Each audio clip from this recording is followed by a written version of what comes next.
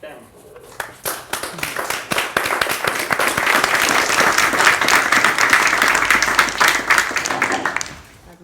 So one of the things that's, I think, very interesting about Cedric Price is how he is engaged with all kinds of different issues. So he is, and that's something about his archive as well. It's not just about him, he touches all kinds of different things, and he moves beyond the boundaries of architecture as a discipline more than any other architect, perhaps. The project, as Kim said, that I was working on at the CCA was to do with looking outwards from the, looking outwards from the archive at wider issues in culture and so on. And the idea was that it would contextualize some of the, Cedric Price's archive and other works of British architects in the post-war period. I worked on one aspect of the Fun Palace, which was the role of Gordon Pask in it. So the Fun Palace is an interdisciplinary project. It involves all kinds of people. Price, Joan Littlewood, who is a theatre director who has the role sort of the client, but Gordon Pask as well, who is a British cybernetician, and he led something called the Cybernetics Committee, which is a sort of extension of what designing this project was. Pask and Price knew each other from Cambridge, where they studied at a similar time, and as we'll see, there are reasons why Pask was brought onto the project. So what I'm trying to do in the little bit of research I'll talk about now is by looking at Pask and how Pask worked with Price, trying to go through that to see this project from the point of view of cybernetics, and through cybernetics to relations between design and science, design and research, which are very much a feature of the present moment, and also something that was a feature of the time of the Fun Palace project in the 1960s. So the dates of the Fun Palace sort of coincide more or less precisely with the height of something called the design methods movement, which is an attempt to scientize design on the basis of the scientific method, or one might say on the basis of a misunderstanding of the scientific method. It's very interesting to look at the Fun Palace in relationship to those debates, which is slightly what I'll try and do today. So this is also a focus of the present. So we're seeing at the moment a convergence between design and between science, and between how they're thought about and between how they're practiced. This isn't necessarily very easy to see from within architecture. So within architecture, we tend to think of science in terms of technology. So we're going to get some new software, maybe we get some new processes, maybe there's some new materials. That's not really what I mean by convergence. If we look at, in a wider context than just architecture, but design as a whole at the moment, there's an immense interest and effort going into understanding design in a more systematic way and on firmer epistemological foundations. So this is motivated partly by questions about research and an effort from designers to find their place in the academy, so to justify their research and their practice as academic pursuits, as producing knowledge. It's also in response to the increasing socio-technical complexity of the design challenges we face. So I've just been at a conference with a lot of people who would call themselves healthcare designers.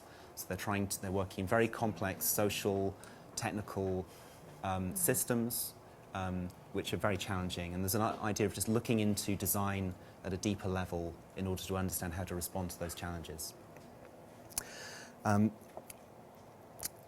So we can see the development of things such as design research, things like systemic design, which is an attempt to bring design thinking and systems thinking together. Things like transition design, which is there's a lot of material coming out on at the moment in response to changes, long-term challenges like the environmental crisis and so on. We can see that from the side of design, that it's looking to place itself on firmer foundations. At the same time, science is becoming more designerly and has been so since the Fun Palace project. So we have Things like Paul Feyerabend, who's a philosopher of science, who at the time of the Fun Palace is developing his ideas, which get published as a book called Against Method, which is a book that criticizes the ideas of the scientific method and shows how designers, because they're creating something new, can't define their methods in advance. Because they're creating the new, there's a parallel with design there. There's a parallel with his colleague Horst Rittel, who's a designer or design theorist. At the time, he uses very similar arguments. From that period onwards, there are things like science studies, science and technology studies, the sociology of scientific knowledge, which if we read this, we can read this as if it's describing how designers work and the design studio, how designers interact with pencils and computers and bricks and mortar and so on. But it's actually describing high energy physics or things like that. So there's an understanding of a parallel there. There's also huge changes recently in how knowledge is understood in science, where it's become more social. This is often called Mode 2 science. So the emphasis is on social robustness of knowledge rather than real descriptions of reality. And changes of focus towards things like complexity and towards, again, really explicitly designly things like a major focus of science now might be biotechnology. So we're making new things, right? We're engineering, we're designing. One of the key moments in that movement is around 1980, and someone called Ranulph Glanville, who was my supervisor in my research, made an argument that if you look at scientific research, this is a restricted and limited form of design research or design. So scientists design their experiments, they design their understandings and so on that they respond to. They're creating new things. Rather than base design on science, which was the design methods movement, actually we could look to design to inform scientific research, the other way around. Glanville, who taught me, was taught by Pask, who's the character I'm going to talk about that Cedric Price worked with. So this is my link into this work. I haven't really approached it so much through historical study, but through trying to work with these ideas myself. The idea that design and science have a deep compatibility, that does go back to some of the things that Pask wrote, worked on, and is influenced by Cedric Price in.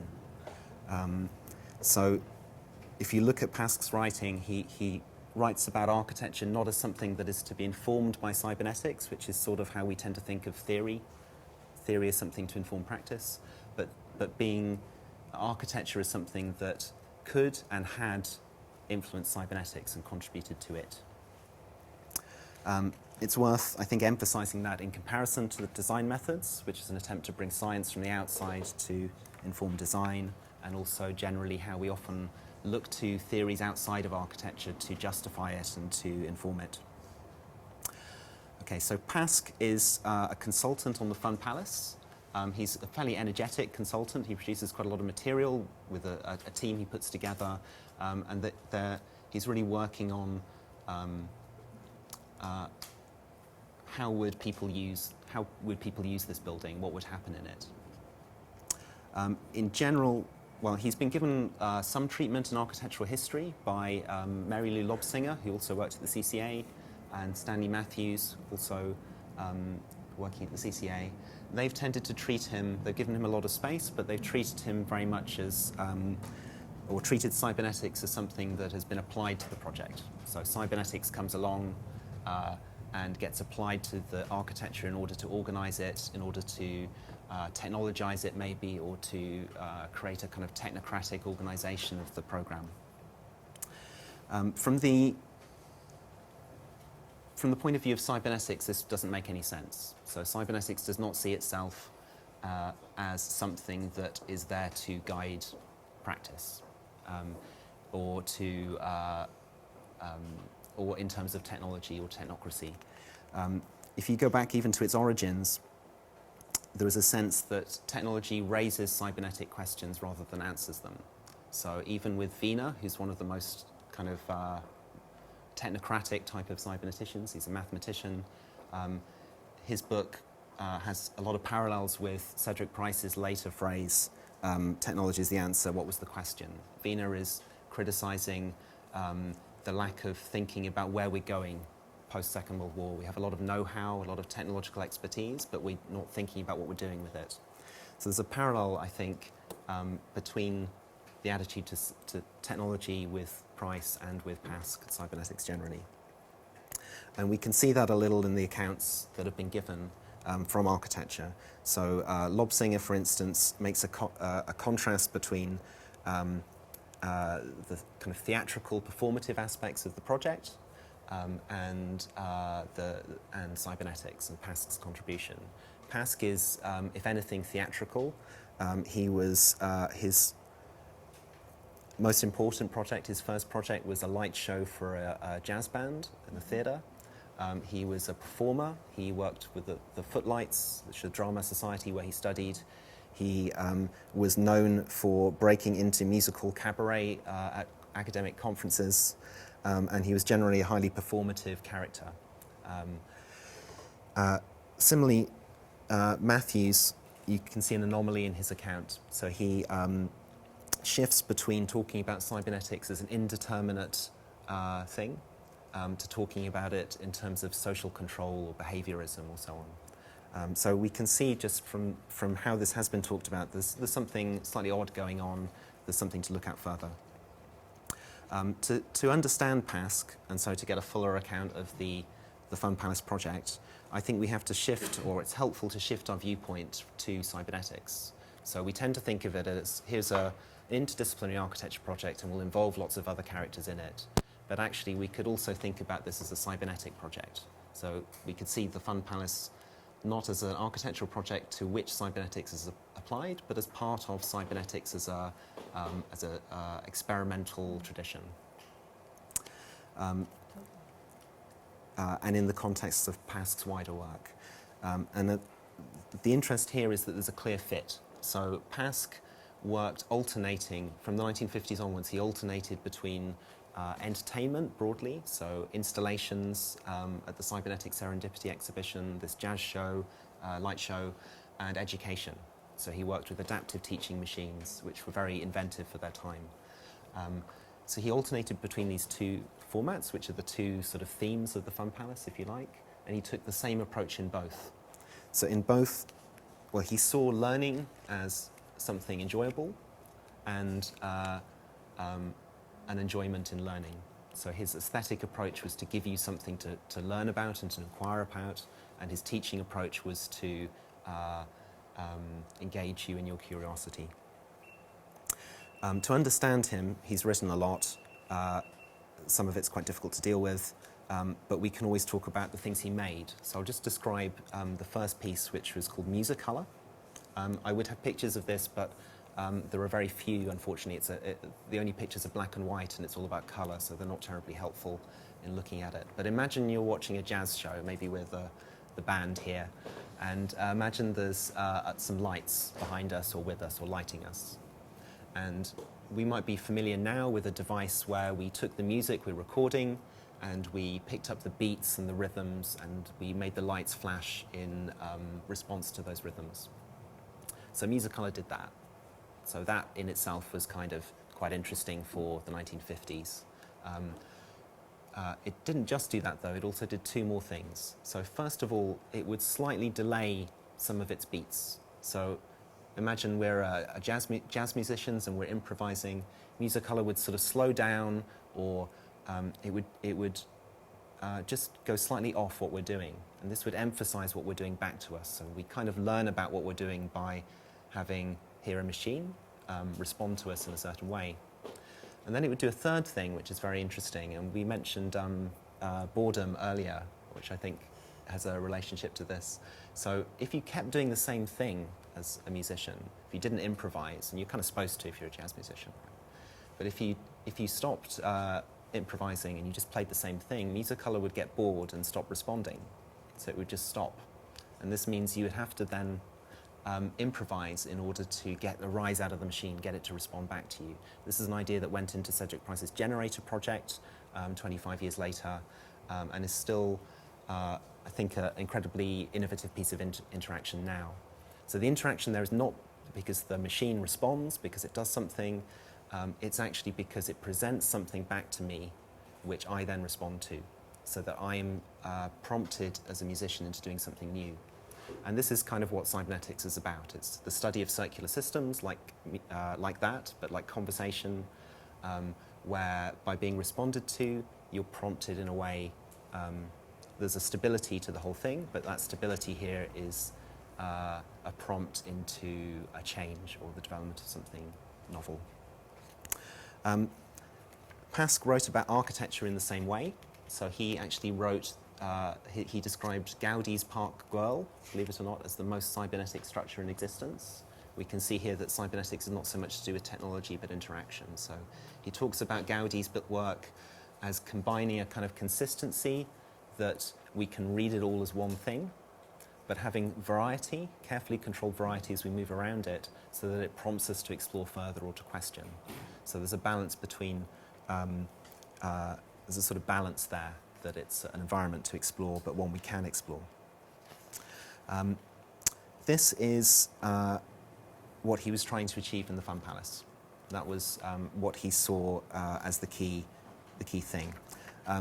We can think, if we think about the Fun Palace as a cybernetic project, we think of it not as the creation of a new educational or entertainment paradigm, but as a 10-year project to develop one. So like another cybernetic research project, or any other, it's adaptive, it has emergent goals, it's self-reflexive, so its purpose is to define its own purpose. It's social, so its observers are included. It's concerned with the new, and it's developed through making things in the world. The key point in making that research project happen was to stop it alternating between the two conventional states. So it's not about merely flexibility between being entertainment and a night school. They talked about it the Pasque talked about the danger of it becoming an alternation between fun fair and night school. So it's not just about flexibility, but it's about what is done with that. There's no finished idea, I think, in the documents of how to achieve this, but the idea is to keep a balance between enough consistency that the building would be intelligible, but enough variety that our curiosity or interest is sustained, we explore further. This brings a focus to the mixing regions, so that the parts of the project that are between all the bits of program, and with how conflicts between the programs are resolved. He talks about a degree of novelty parameter, which is kind of sort of typical strange Pasque phrase, but the idea is your experience wouldn't just be, it's not just like the Pompidou Centre or something like that where it can just be changed, but there are prompts to me, there are certain choices I'm being given which prompt me into exploring different things. And this is a way that it wouldn't just be conformed to what I can do with it anyway, what I know what to do, but I would be led towards new experiences, and in that we would together generate new possibilities.